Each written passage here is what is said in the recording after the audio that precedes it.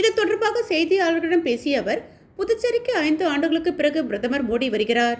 கடந்த 2016 காங்கிரஸ் திமுக ஆட்சியில் 50 ஏக்கரில் சேதராப்பட்டில் உடல் உறுப்பு மாற்று அறுவை சிகிச்சை மையம் அமைக்க நடவடிக்கை எடுத்து ரூபாய் 900 கோடி நிதி ஒதுக்கப்பட்டது.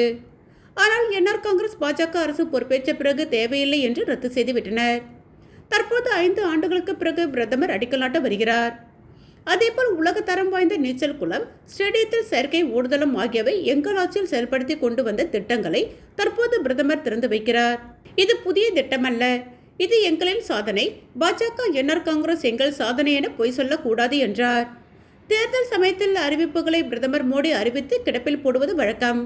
மாநில அந்தஸ்து, நிதி கமிஷன் சேர்ப்பது உள்ளிட்ட விஷயங்களை பற்றி ஏதும் சொல்லவில்லை என்றும் நாராயணசாமி கூறினார். இந்தியா கூட்டணி வெற்றி முகத்தில் இருக்கிறது. தோல்வி பயத்தில் பாஜக என்ஆர் காங்கிரஸ் உள்ளது. இதனால்தான் பிரதமர், உள்துறை அமைச்சர் புதுச்சேரிக்கு வருகிறார்கள் என நாராயணசாமி தெரிவித்தார்.